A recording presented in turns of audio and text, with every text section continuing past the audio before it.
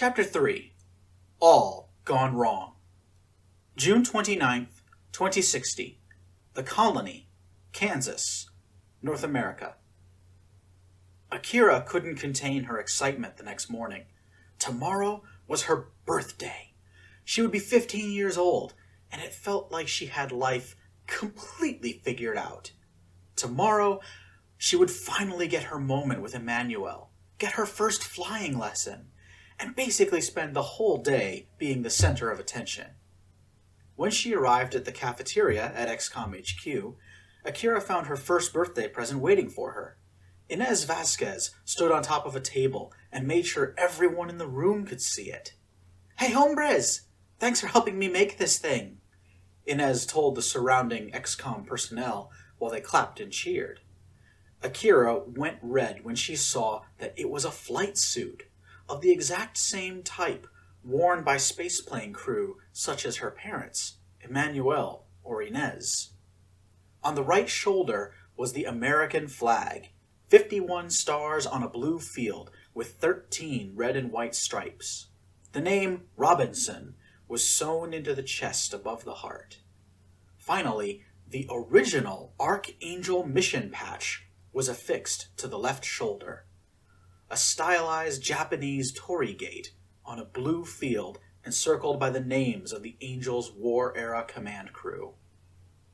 Inez tried to give the flight suit to Akira, but found the teenager was more interested in hugging her and squealing out her thanks. Inez pressed the suit into Akira's hands and said, "Well, try it on already. We've got to see how you look all grown up." Because this was shaping up to be a very hot day, Akira wasn't wearing much clothing to start with, just a tank top and shorts. So she stepped into the flight suit and just pulled it over her outfit, zipping up the suit while several XCOM personnel around her voiced their approval. "One of us! One of us!" a Canadian engineer chanted. Several members of XCOM gave Akira high fives and wished her a happy birthday before moving on. As she finally got around to getting breakfast from the serving line, Akira noticed Scarlett Freeman arriving. Sitting down with her best friend, Akira quickly brought Scarlett up to speed on her encounter with Bernard von Unfall in the trade center yesterday. "Oh, that guy sounds like a total creep," Scarlett said with a shudder. "Good thing he'll be gone soon. Those merchant caravans really don't hang out all that long." "I'm still kind of freaked out that my mom gets along with the guy," Akira remarked. "Everything about him is wrong. Did I tell you he's got like a metal spider on the back of his head?" Scarlett spat out her food in shock. "What?" Akira quickly described the spindly metal thing she'd seen attached to the back of his head. Scarlett's eyes widened and she laughed. "Kira, that wasn't a spider. That was a mind shield." Mind shield?" Akira repeated. "Yeah," Scarlett replied. "Normal people like you and me wear those things to stop mind readers from getting in our heads. Makes sense for a merchant to wear a mind shield, though. If a telepath could get in his mind, he'd be out of business in 10 seconds flat." Akira thought this was interesting, but before she had the chance to reply, 2 flurries of movement occurred on either side of her. James and Josiah both sat down at the same table as Akira and Scarlett. They put down their trays rather forcefully, sending little bits of food flying into the air. Both twins pressed themselves into Akira's sides, holding her in place. "Hey, it's just the little sister that we wanted to talk to," James said. "We wanted to clear some things up with you," Josiah continued, "so we can all have a fun day tomorrow." Scarlett lowered her head and tried to make herself seem invisible. James put an arm around Akira's shoulder, saying, "You still owe my brother an apology for shoving him yesterday." "In your dreams," Akira snapped. "You were bullying Scar." "She got rid of her braids without asking us first," Josiah said. "How else were we supposed to react?" "You self-centered, moronic ass..." But before Akira could finish her profanity, Josiah shook her into silence. "Apologize," he said. "Or else." Now Akira was getting angry. She grabbed James's left arm and dug her fingernails into him, trying to draw blood. James seethed. "Do it," he said, "or you and Scar won't be friends anymore." Josiah leaned across the table at Scarlet and said to her, "Seriously, though, we like those braids. You gonna get them back or what?" Akira lost her temper. She raked her fingernails up and down James's arm, staining her own hand with his blood. James gasped and let go of Akira. The twins stood up, looking down on the girls with real fury. Then James turned to Scarlet and said, "You see this, Scar? You don't want to be friends with this bully. She's going to hurt you and then steal Espinosa right out from under you." The words hung in the air for a few seconds. Akira was too stunned to do or say anything. Scarlet looked back and forth from the twins to her friend. Josiah scoffed. "So, yeah, you've both got the hots for the same guy. Kira's been drooling over Espinosa for just as long as you, Scar. And last time I checked, Espinosa's pretty monogamous. He's not the type of guy who shares. So have fun, ladies. Let us know who wins." And the twins left. Akira's brain seemed to have locked up. She couldn't think. She couldn't even process sights and sounds correctly. Scarlet was just staring at her, dumbfounded. Finally, Akira tried to speak. Scar, Scarlet got to her feet and ran from the cafeteria, sobbing. Akira couldn't decide how to feel. She wanted to pound James and Josiah into dust for bullying Scarlet and herself. But then again, Scarlet was also in love with Emmanuel. Akira had read enough books in the colony's library to know this wasn't going to end well. There were stories from the old world about a Chinese man who was desired by two women. Both women threw themselves into a river, calling for him to choose which one to save.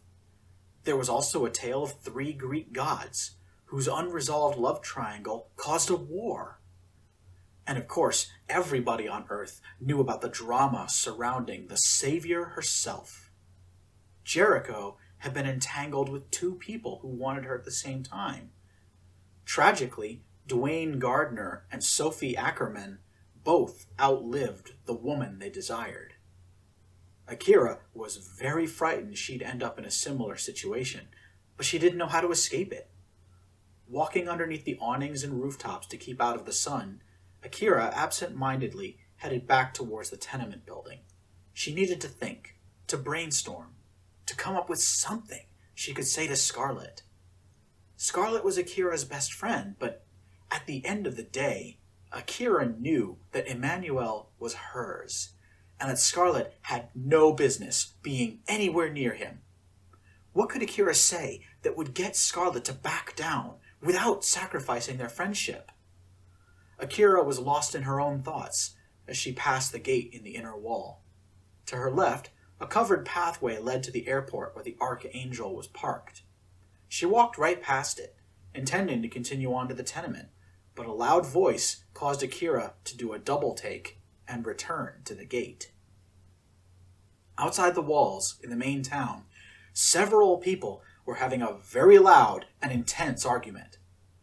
"Oh, come on, lady," a man was pleading. "Everything's for sale. How about 2,000 credits? "Go away," barked a slightly high-pitched voice. "Leave us alone before I decide to hurt you." Akira recognized that voice at once. Plenty of people said that Akira's voice was similar to the voice Chihiro Tachibana had when she was a teenager. She ran up to the gate and saw her own mother was quickly walking away from Bernard von Unfall. Chihiro was visibly angry, to the point where Akira knew to give her a wide berth. "Well, how about a trade then?" Bernard sounded as though he was getting desperate. "I've got a very nice starship parked on the runway. It's a Lavakian Sylvestris class. Very new, top of the line. How about it?" "You dare!" I should kill you, Chihiro threatened. Akira was now very alarmed. Just yesterday, Chihiro and Bernard had been as friendly as can be. What was going on here? Chihiro reached to her belt and pulled the chosen assassin's katana halfway into view, letting Bernard know that she was armed and serious. The German veteran took a half step backward. Now, Tachibana, let's not lose our heads. I'm offering you a very generous deal. There was a commotion behind Akira. She looked around and saw 3 more people running towards the scene. Blake and Alexander Robinson, as well as Emmanuel Espinosa, were all racing toward Chihiro. They were armed with Gauss pistols.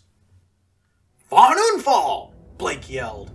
If even half of what I heard is true, I swear to Jericho, I'll put a bullet in your skull. Bernard von Unfall kept his hands raised, but did not back away. I have many connections and friends, von Unfall insisted. When I made them aware of the value at stake, they authorized me to pay any cost, no matter how steep. You just have to name your price. Blake raised a Gauss pistol with his one good hand and took aim directly at Bernard's face. My daughter is not for sale, Blake yelled. Now I'm giving you until the count of 10 to clear out of here before I pump your guts full of copper. 1! The bottom fell out of Akira's stomach. What did her father just say? What was going on here? Bernard, keeping his hands raised, persisted. Oh, come on, Robinson, everything's for sale. Von Unfall gestured to the airport. How about a trade? Do you need a new starship? 2, Blake shouted. 3! Emmanuel stepped to the side, placing himself directly between Akira and Bernard, but the gaunt-faced German had already spotted her. Akira was rooted in the spot by fear as the full implications of the situation started to hit her. Come on, Robinson. She's right there. I know how difficult it is to raise children. You must be exhausted after the first 4. Let me take the young one off your hands. I'm doing you a favor. Von Unfall was pleading. 4, Emmanuel counted off. 5. Chihiro reached down to her waist and tugged on a long, thin object. The katana of the chosen assassin flashed in the evening light, its blade glittering in a dangerous way. She pointed the sword at Von Unfall, who refused to back down. Robinson, Von Unfall pleaded. I showed your wife my readings. That girl is more special than any of us can comprehend. My clients need her. How about 10,000 credits? 6! Blake took a step closer to Von Unfall and flipped the safety switch on his pistol. 7! Von Unfall threw his head back and let out a growl of frustration. But as Chihiro said, 8! Von Unfall's eyes lit up, as though he had an idea. Wait, I have a proposal, he said quickly. 9! Emmanuel chambered around in his own weapon. Von Unfall blurted out his final offer. My people will help build the terraforming engine, Von Unfall yelled. We'll give you equipment, technology, personnel, and funding. The word died in Blake's throat. He, Chihiro, and Emmanuel all paused. For a quarter of a second, a terrible silence hung in the air. The hesitation was palpable. Akira could see, for the shortest of moments, that both of her parents were stunned into silence. And then the terrible, horrible truth sank in. Blake and Chihiro were seriously considering the offer.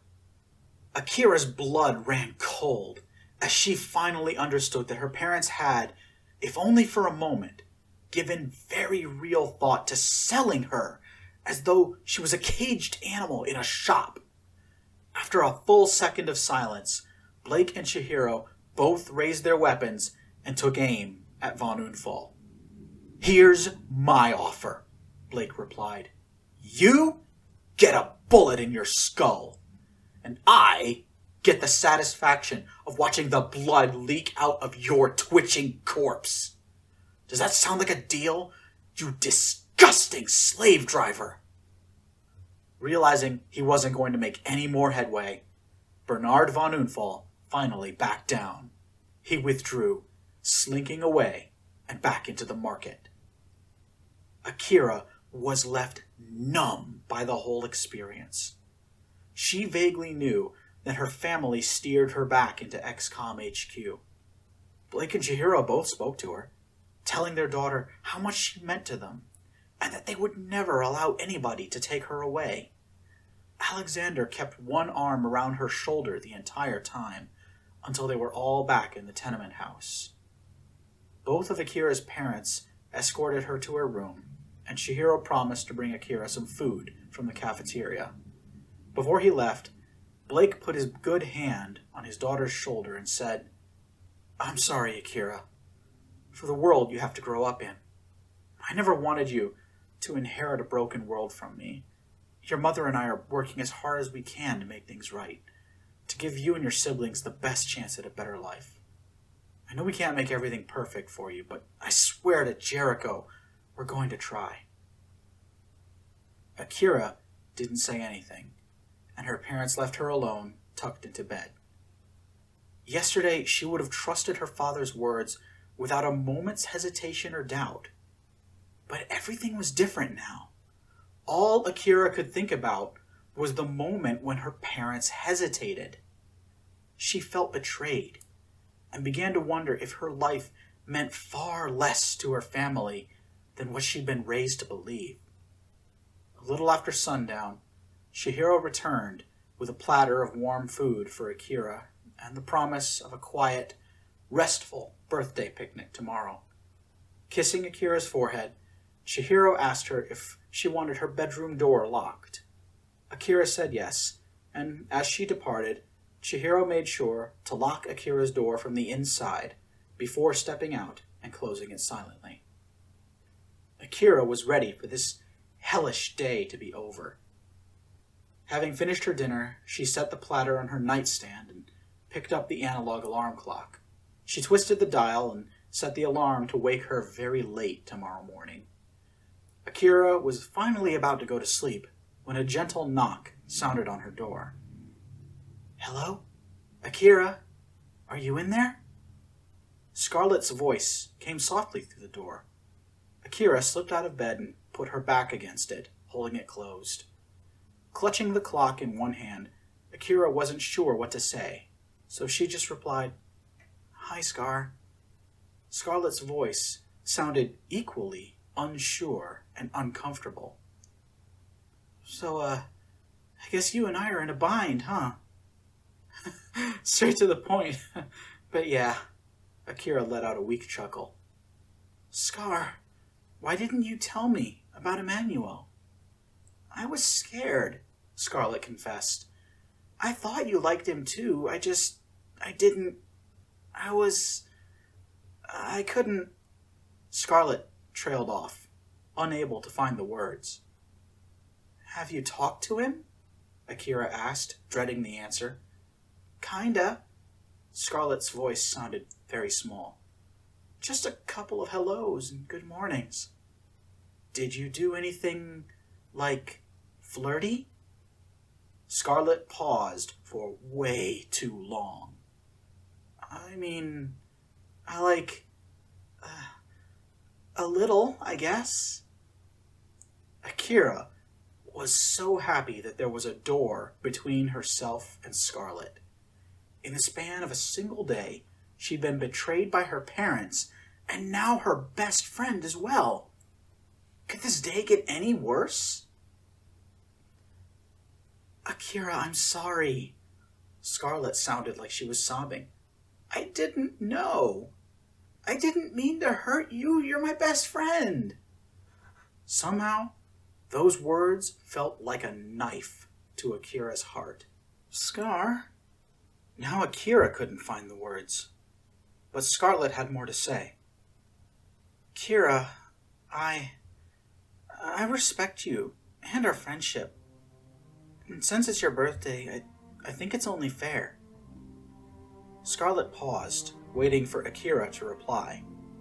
When she didn't, Scarlett went on. You've known Emmanuel longer than me. My family came here only a couple years ago, but you've lived here all your life.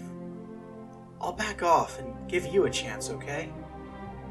And if it doesn't work out between you and him, then I'll come back and try again. Is that okay, Akira? Akira was still silent. She couldn't think of anything to say. After a few moments, Scarlet sighed. All right, Kira. I'll see you tomorrow. Akira couldn't sleep. She watched the hours tick past on the face of her alarm clock, laying on top of her bed sheets. As time went by, she felt more and more sick. After everything that happened today, the sense of being overwhelmed was starting to creep up on her like a hideous insect. The second hand seemed to taunt Akira as it made yet another journey around the clock face. It was 1 minute to midnight. In just a matter of seconds, she would be 15 years old. Akira had pictured this moment before, but now that she was here, it was feeling both disappointing and anticlimactic. 15 seconds to go. Akira wished she could have just skipped over the entire day. 10 seconds to go. Akira fantasized about a perfect world where all of her friends and loved ones could be perfectly happy without stepping on Akira's hopes and dreams. 5 seconds to go. In this world, the twins didn't exist. The thought made Akira smile. 3, 2, 1. Boom! A loud blast shook the entire building. Brilliant light danced into the bedroom window for just a moment before disappearing. The tenement house filled with the voices of people screaming and crying out in confusion. What the hell was that? Somebody shouted from the second floor. Was that a cannon? Asked a voice from down the hall. Akira sprang out of bed and peered out of the window, trying to see what was going on. In the courtyard between buildings, some kind of altercation was happening. At least 6 men were approaching the building. 3 or 4 people raced out to confront them. A fight broke out, and the sounds of shouting echoed off the low cloud cover that obscured the moon from view. Behind Akira, there was a sudden, violent banging on her own door. "Akira!" shouted the voice of Blake Robinson. "We've got to go! Come on!" Akira raced across the room and swung it open. Her father was there, alongside several men and women who Akira recognized as veterans of the Second Hyperspace War.